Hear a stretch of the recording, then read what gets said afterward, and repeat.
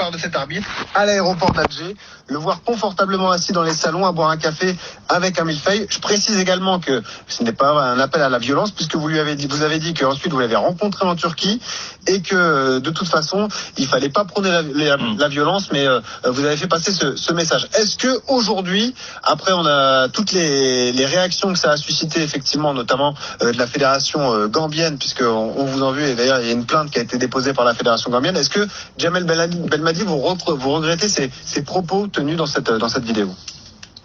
Alors là vous allez me laisser le temps parce que c'est le oui, bien sûr, mais c'est le but de ta venue, hein. Donc vas-y, prends le temps. Voilà, ça c'est le plus important. Donc déjà, ce que je voulais dire à Jérôme, c'est bravo d'avoir dit que c'était sur le site de la Fédé, et surtout d'avoir dit que c'était en fin de discussion 3 minutes sur 50 minutes. Donc 3 minutes sur 50 minutes, on fait pas comme si j'avais rien dit. Non, j'ai dit, je vais expliquer ce que j'ai dit, et mais c'est 3 minutes. Donc des fois il faut faire preuve de plus de déontologie et journalistique et faire en sorte de pas sortir des mots de leur contexte. Donc ça c'est très très important. C'est pour ça que ça peut profiter à certains, ça peut créer de l'ambiguïté, ça peut créer du malentendu. Et à ce niveau-là, c'est une affaire de nation, c'est une affaire de Coupe du Monde, c'est une affaire de tout ce qu'on veut, on doit être précis et on doit faire plus attention et on doit pas être trop léger dans l'analyse et dans l'analyse d'une intervention comme celle-là. Donc maintenant je vais m'expliquer. Donc quand je parle donc apparemment, et moi ce qui m'a un petit peu dérangé, parce que je suis attentif à ce qui se dit. Donc déjà de bloquer sur la forme, mais notamment quand on dit confortablement installé en train de boire un café, manger un millefeuille. Le café millefeuille, il a fait le tour de la planète. Mais ça, c'était une expression. Ça, c'était peut-être où j'ai quand même pas été guetté, parce que le gars, il a été mangé. Voilà. Vous vous rendez compte, moi, ça me fait mal de devoir me rabaisser à ce point-là et d'expliquer ça. Voilà. Et de laisser le fond de ce que je veux pouvoir dire maintenant. Ça pourrait être un thé avec une tartelette. Hein, oui, bien sûr. Ou peut-être rien. Attention, ça va faire le buzz maintenant, le thé et la tartelette. Alors voilà, donc c'était peut-être un thé avec une tartelette ou autre chose s'ils veulent. Donc quand on dit confortablement installé, alors ce que je veux dire par là, il est à l'aéroport confortablement installé. Et je dis bien, je dis pas qu'il faut le tuer. Alors là, on est resté bloqué. Donc c'est encore heureux mais c'est une expression, ça de dire. C'est comme quand on dit, je sais pas, on vous reproche quelque chose, que nous reproche éternellement un petit truc, un banal, et tu dis, c'est bon, j'ai tué personne. C'est exactement dans la même lignée. Donc bien sûr qu'on est contre la violence. C'est pas ce que je suis en train de dire. Ça c'est évident. Il y a même pas besoin de ça. Mais maintenant c'est ça le nœud du problème, il est là. Quand je dis qu'il est confortablement installé, ce que je veux dire par là, il y avait un côté, je nargue, je viens, je fais. Déjà la première. J'ai rien à me reprocher en gros. Ça voulait dire. Voilà. Déjà je vais vous poser une question et je fais appel à votre honnêteté, les gars. Est-ce que parmi vous, qui a vu le match? Moi, je pense qu'on a tous regardé. Ouais. Ah oui. Vous avez vu le match? Oui. Oui, tous. Bon, Jérôme, tu l'as vu. Oui. Et le reste, vous l'avez vu? Oui, bien sûr. Tout le monde a vu le match. Ok. Donc, chacun à son niveau. Je vais pas vous mêler et vous mettre dans des situations difficiles. Je parle de ma perception des choses. Donc, nous, moi j'estime, et 45 et 50 millions de personnes l'estiment, c'est le nombre de notre population, estime qu'on a été largement lésés. Donc, ça, après je vais expliquer le système et le nœud du problème, et là ça va être très intéressant pour tout le monde. D'abord, je vais expliquer juste sur la forme, puisque c'est ça qu'on me reproche aussi. Donc, le café, le thé, on oublie. L'expression, on va pas le tuer, on oublie aussi. Ça, c'est une expression pour ceux qui savent dire entre les filles. Si je peux me permettre, la fin de la phrase est la plus gênante dans cette intervention, parce qu'effectivement, vous dites, il a enlevé l'espoir de tout un peuple et on le laisse comme ça. Oui. Je ne dis pas qu'il faut le tuer, mais il ne faut pas le laisser tranquille. Et c'est ça qui est peut-être mal interprété, Jamel. Merci de préciser. Je vais expliquer ça. C'est le nœud du problème, ça. Et c'est pas un truc qui date d'aujourd'hui. Ce que je veux dire par là, c'est que le gars, ce côté, il vient, il est installé comme ça. On sait que la veille au soir, ce qui s'est passé, j'ai pas supporté cette image. Ça veut pas dire que je veux que, comme certains l'ont dit, qu'il rentre avec une charrette et un âne. j'avais juste pas envie de le voir à ce moment-là, dans cet état, les jambes allongées et en train de siroter, j'en sais rien. J'ai pas supporté cette idée, mais il y a, je dis avec ça, on va plus accepter ça. Ce qu'on va plus accepter, comment on va plus l'accepter?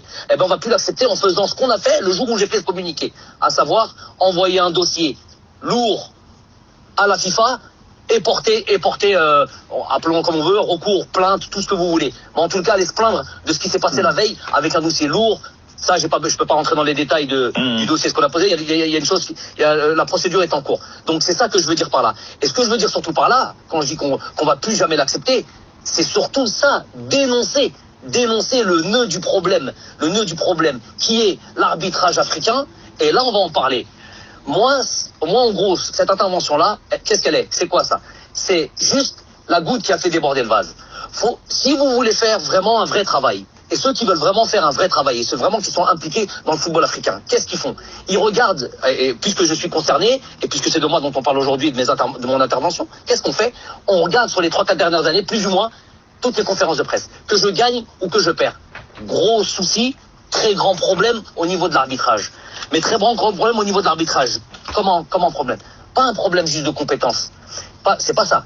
Et de toute manière, même s'il y avait un problème de compétence, eh ben, il faut trouver des mesures, eh ben, il faut réformer, eh ben, il faut former, tout simplement. Pour améliorer. C'est pas là. Pour s'améliorer. L'objectif, c'est ça. Moi, j'aime pas cette idée d'immobilisme. J'aime pas cette idée de statu quo, de fatalité, comme certains disent. Par exemple, s'il vous plaît, parce que je vais perdre le fil. J'ai bien compris le truc, et c'est ça le plus important en plus. C'est ça le plus important. Quand certains disent sur des plateaux, je vais dire clairement qui dit, puisqu'on m'a cité, donc je recite. Donc, quand Patrick Mboma dit, on n'a pas nécessairement les meilleurs joueurs du monde à part 2-3, on n'a pas les meilleurs entraîneurs du monde à part truc, on n'est pas obligé d'avoir nécessairement le truc. Je peux pas être d'accord avec ça. Bon, déjà, faut être objectif, parce que notre ami Patrick Mboma, avec qui on a été au centre de formation du PSG, allô? Oui, on t'entend bien. Ah, excusez-moi, il y a quelqu'un. Donc, centre de formation du PSG, on a bu le même lait, les mêmes frosties, et qui me connaît par cœur, vraiment depuis l'âge de 15 ans. Je peux estimer jusqu'à son intervention que c'était un ami, on est en échange régulier. S'il avait un truc, une divergence, les divergences, il n'y a pas de problème avec la divergence. Mais d'aller sur un terrain qui est borderline et me faire passer pour ce que je ne suis pas, et surtout lui qui me connaît parfaitement, c'est malhonnête. Intellectuellement, c'est malhonnête. Mais il y a eu des anciens arbitres aussi. Jamel, on va juste marquer une pause, mais vous restez avec nous, évidemment, on va poursuivre le débat, parce qu'effectivement, il y a eu oublie pas ce que tu as à dire quand même. D'autres attaques personnelles. Oui. Voilà. Tu l'as dit, des anciens arbitres qui ont parlé de toi assez violemment. Il y a aussi des gens qui t'ont traité de raciste par rapport à cette affaire-là. Donc voilà, je voudrais que tu t'exprimes là-dessus. Qu'est-ce que tu as ressenti surtout? Jamel, est-ce qu'il est avec nous? Jamel Belmadi, on va le retrouver dans une seconde. Ouais, Jamel. Vas-y. Ouais, Jamel. Ok, je suis là. J'ai pas entendu là, j'ai pas. Ah, t'as pas entendu. Alors, je te dis t'as répondu. Les arbitres. Entre les arbitres qui t'ont, des anciens arbitres qui ont mal parlé de toi, entre certains qui t'ont traité de raciste aussi par rapport à cet arbitre. Bravo. Alors là, c'est la meilleure, celle-là. Non, mais c'est pour ça. Donc c'est bien que tu puisses t'exprimer là-dessus, parce que moi, je veux même pas rentrer dans ces débats-là sur le racisme, parce que bon, on se connaît assez, et que pour même pas rentrer sur ce débat-là, mais surtout sur la réaction des anciens. Les anciens, moi, ce qui m'importe le plus, c'est parce qu'il y a les profanes, il y a ceux qui savent pas ce qui se passe, il y a ceux qui prennent un sujet comme ça à la légère, une chronique comme ça au milieu d'une émission, et qui balancent ils voient 3 minutes un truc. Il regarde pas l'essentiel, il le sort de son contexte, il dit c'est pas normal, qu'est-ce qu'il raconte lui, boum, il lui tombe dessus, il balance des mots, il est médiocre, il est fou, il est tout ce que vous voulez. Alors que nous, on parle d'un sujet important, il faut considérer l'Afrique. Les gars, si vous avez parlé de nous, moi j'ai beaucoup aimé Didier Roustan, moi il me fait, je pense Didier Roustan, je pense le vrai football, Manu Chao qui suivait Maradona, Cantona, bref, je vous la balance comme ça, c'est le football authentique, ce que j'aime, qui vient derrière un petit plateau et qui vient analyser ce qui se passe en Afrique, ce qui se passe chez nous, ce qui se passe dans notre continent, comme ça, juste rapidement. J'apprécie pas. Tu veux parler d'un sujet, tu veux y aller, tu vas en profondeur et tu l'expliques bien. Il y a par exemple dans cette émission, il y a Obraniak, joueur de football. Première chose qu'il dit quand on parle de l'arbitrage et qu'on parle de ce sujet-là, premier sujet, arbitre lunaire. T'as tout le reste, des gens que j'ai jamais vu, qui sont pas je connais pas, qui ont rien à voir avec le football. Ah bon? Ah oui? Ah bon? Je suis sûr qu'il a même pas vu le match, le gars. Alors qu'un Ludovic Romanek balance ça comme ça. On va parler, s'il te plaît, de ceux qui connaissent. Donc ceux-là, pour moi, c'est les profanes. Ils parlent de quelque chose qu'ils ne connaissent pas. Parlons de parlons de, par exemple, ceux qui sont comme Patrick Mboma. C'est vrai qu'il y a une non-objectivité chez lui, puisque j'ai jamais parlé. Alors voilà, il y a Eto'o qui est sorti, président de la fédération, qui a sorti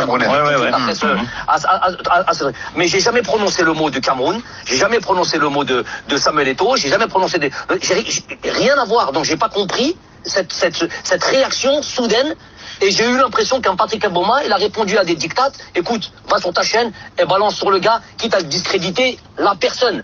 Mais il veut pas aller sur le... Donc moi, quand Patrick Mboma me dit on n'est pas obligé d'avoir les meilleurs arbitres. Pourquoi on n'est pas obligé d'avoir les meilleurs arbitres? Et quand on dit on a les meilleurs joueurs, on a parmi les meilleurs joueurs du monde des Mané, je peux vous en citer en pagaille. Vous les connaissez tous. Donc, et de toute manière, la fatalité, ça ne doit pas... Nous, on a ce souci d'aller vers la progression, vers évoluer. Moi, j'apprécie aujourd'hui, et c'est ça le plus important, les gars, moi, j'apprécie quand des Aliou Cissé, qui lui-même a reproché l'arbitrage africain. Aliou Cissé, c'est le Sénégal qui a été en Coupe du Monde. Bravo à lui, bravo au Sénégal, et qui fait un travail super, et qui a une semaine, alors que tout va bien pour lui. Il va dire oui, on a un gros problème avec l'arbitrage, il faut régler ça en Afrique. Et que des mecs comme ça viennent bosser, que des mecs comme Foussuni Diawara, comme Kaba Diawara, comme les Salomon Olembe qui sont dans les staffs de ceux-là, ils ont une vraie envie d'aller faire progresser le football africain et d'apporter leur expérience. Et qu'un gars qui est derrière son nez, qui sont en France, à Paris, et qui veut nous faire s'il te plaît, qui veut nous se présenter comme un défenseur de l'Afrique. Écoute, moi, comme j'ai l'habitude de dire, il n'y a pas d'amour, il y a que des preuves d'amour. Viens sur le continent africain, comme nous, on l'est. Moi, et après, je vous laisse poser votre question. Moi, je suis obligé de le dire comme ça. J'aime pas parler comme ça, mais je suis obligé de le dire pour que les gens comprennent. Généralement, c'est des entraîneurs européens ou des entraîneurs du continent africain. Généralement, quand ils arrivent à un certain moment, on peut citer, il y en a en pagaille, pour toutes les raisons que l'on connaît.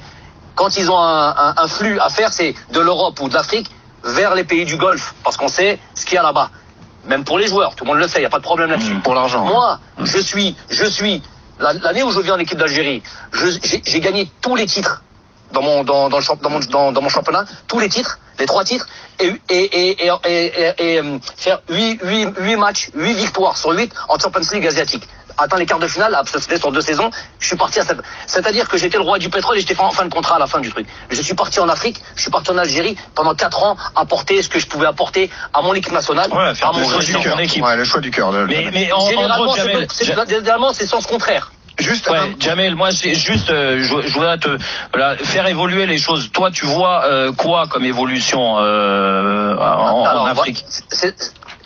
Alors moi, il y a 2 gros aspects. Bravo, Jérôme, c'est ça qui m'intéresse moi. Moi, c'est comment on peut faire avancer les choses. Il y a deux aspects pour qu'on soit encore plus performant, pour que peut-être un jour une équipe africaine gagne la Coupe du Monde. C'est possible. On a atteint le quart de finale.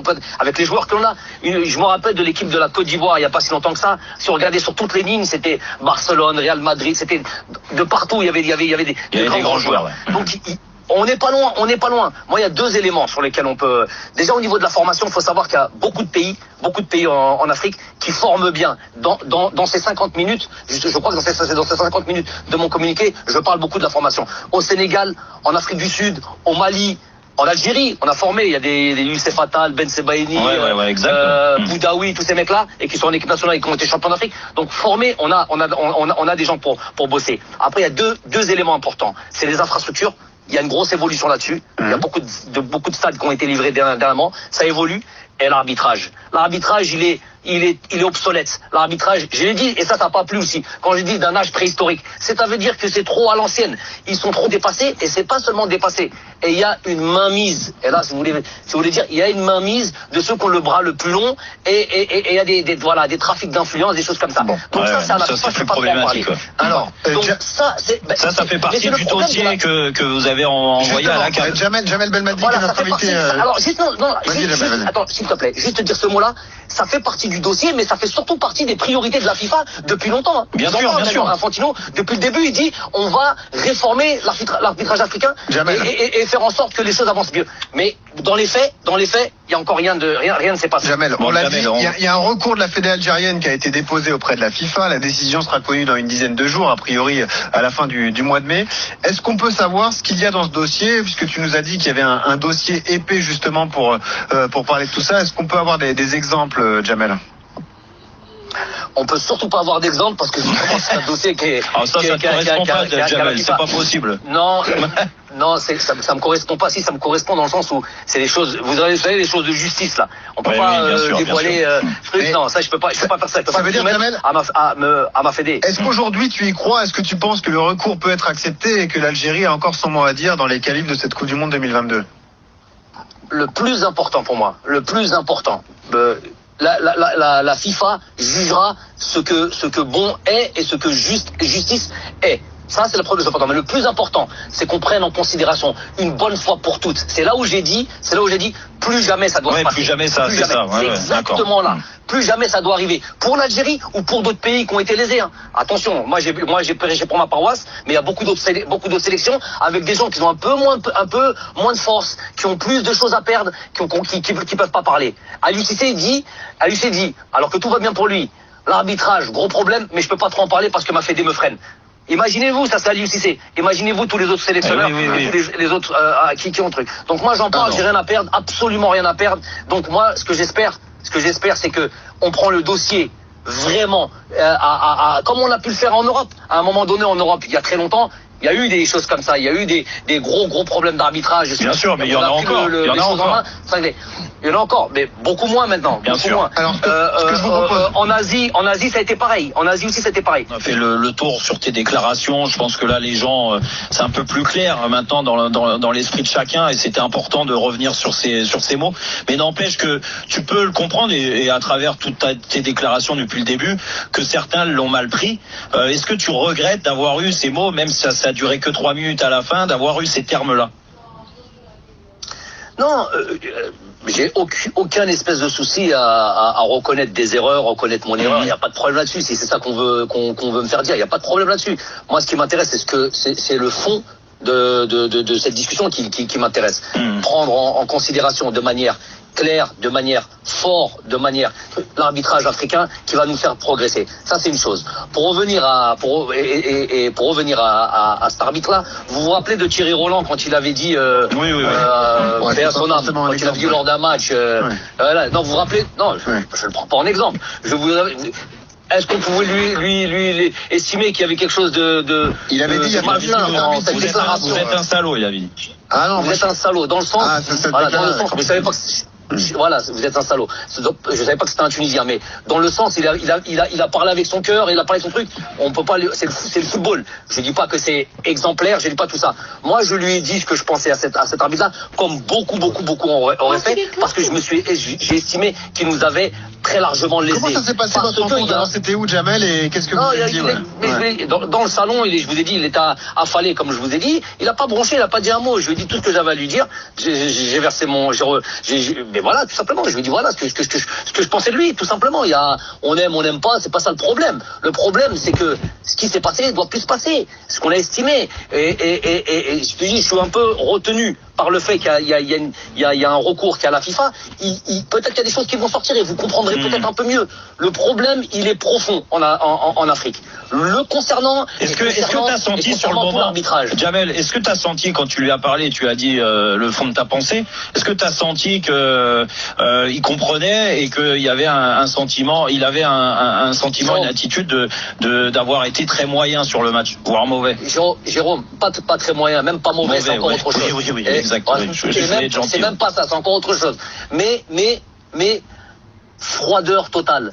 Même pas, il a levé la tête. J'avais l'impression de ne pas avoir il y avait personne en face de moi. Je lui parlais, il n'y avait même pas un mot. Ce qui peut rendre fou. Hein. Je connais notre ami Eric Dimeco. Je sais comment il aurait disjoncté sur un truc comme ça. Le gars, pas un mot. J'aurais aimé, moi.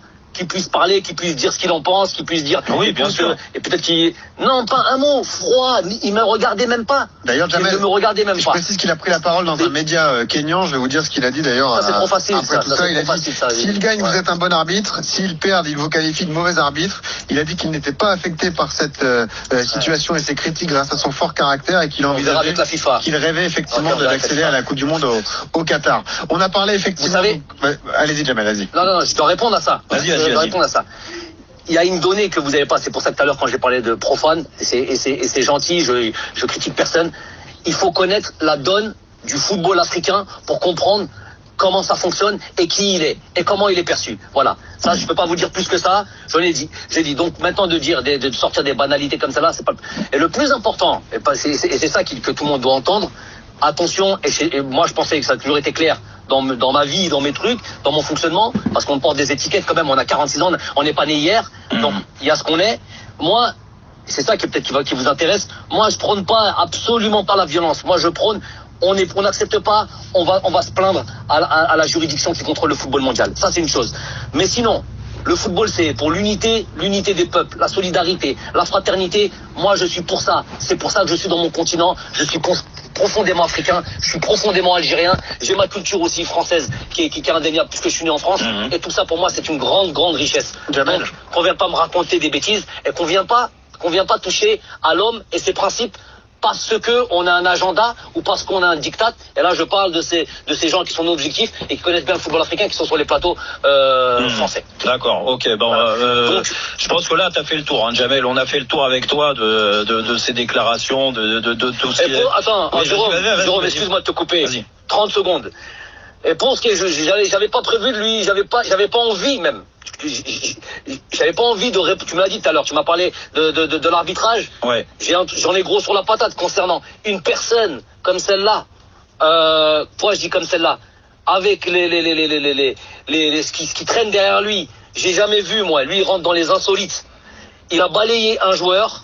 Il a taclé un joueur et il lui a mis un carton rouge. Donc que tu le tacles, que tu lui fasses mal, tu peux à la limite t'excuser. Parce que s'il avait fait, mais que tu lui mettes un carton rouge, c'est le summum. Et que ce gars-là me dise, il t'a donné une leçon, ouais, exactement. Mais dise médiocre quand un joueur se fait insulter ou il estime s'être fait insulter, je sais pas, dégage l'arabe, je parle de Chafni avec Auxerre. Quand il va se plaindre à cet arbitre et qu'il lui dit voilà ce qui se passe, un peu d'empathie, écoute-le, je te dis pas de le croire sur parole, mais fais un peu comme les arbitres anglais, j'aime beaucoup leur manière de faire, un peu de psychologie, et écoute-le, peut-être que le gars il est heurté, la première chose que tu lui fais c'est le remettre un carton rouge.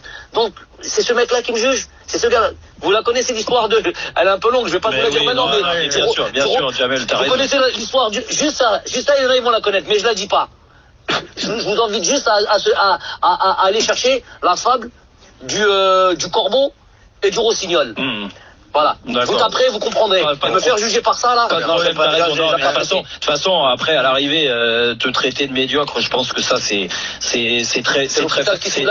Non, mais c'est très facile. Et moi, j'en reviens sur mes dernières questions, c'est sur ton avenir. Parce que, bon, je pense que tout ce que tu as fait avec l'Algérie, même si en effet, il y a eu 2 échecs de suite entre la Coupe d'Afrique et cette qualification, mais ça peu importe. Ça remet pas en question tout l'excellent travail que tu as fait depuis 4 ans avec la sélection, où tu as replacé la sélection tout là-haut. Donc déjà, moi, rien que de ça, je te félicite. Et je te félicite d'autant plus d'avoir le courage de continuer à la sélection algérienne, voilà. parce que c'est pas facile dans ce contexte-là. Et c'est pour ça que j'avais entendu, et tu nous l'avais dit, et tu me l'avais dit même il y a quelques mois ici, quand t'étais venu répondre un petit peu à ce que Andy Delors avait dit. Ton plan de carrière, c'était de t'arrêter après la Coupe du Monde au Qatar. Étant donné que là, tu viens de re-signer avec l'Algérie, t'as re-signé combien de temps déjà, ouais. Et puis quel est ton plan un jour de venir entraîner en Europe, pourquoi pas en Ligue 1? Ok, donc j'ai pas re-signé avec l'Algérie, je vous ai dit j'ai un contrat jusqu'en 2022. C'est ça. Oui. Voilà, et je vous ai dit le contrat avec l'Algérie, c'est pas un contrat c'est un contrat moral. C'est pas des trucs. Donc il n'y a pas de prolongation officielle pour l'instant, Jamel Belmadi. En 2023 j'en ai pas besoin, à un moment donné, il va falloir faire quelque chose. Je vais pas être comme ça sans contrat, même au niveau juridique, c'est pas possible. Donc mais ce que je veux dire par là, c'est que Bien sûr, c'était ça que j'avais plus ou moins en tête. J'aurais estimé avoir fait il y a un certain cycle. S'arrêter après la Coupe du Monde, ça aurait fait 4 ans et demi. On laisse la place à d'autres gens, à notre discours. Donc déjà se remettre en question, de dire on remet pas en question. Si, moi je me remets en question. Bien sûr qu'on se remet tout le temps en question. Dans la victoire, comme dans la défaite, on se remet tout le temps en question. Donc ça évidemment c'est le cas.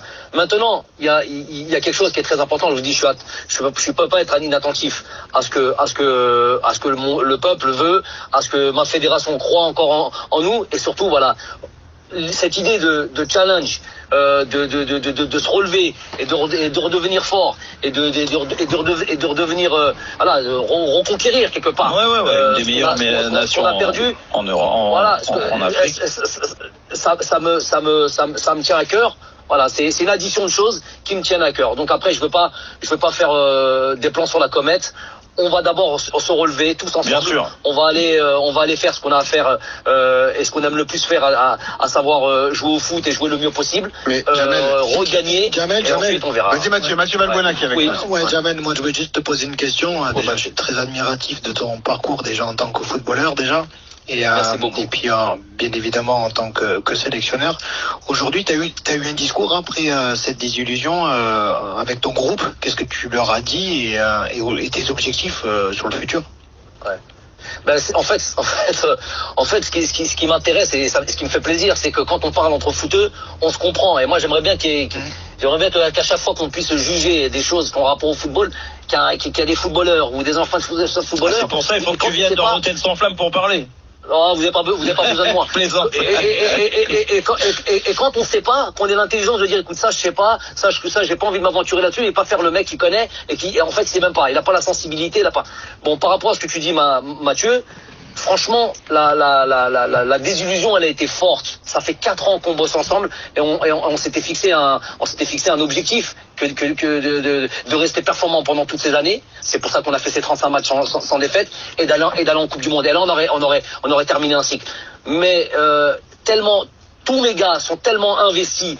C'est même pas que mes joueurs, c'est mes joueurs, j'ai envie de dire, c'est ma manière de fonctionner. C'est mon staff, c'est mes frères, c'est tout ce que tu veux, moi. Moi, le rapport aux joueurs, c'est comme ça que je suis, hein.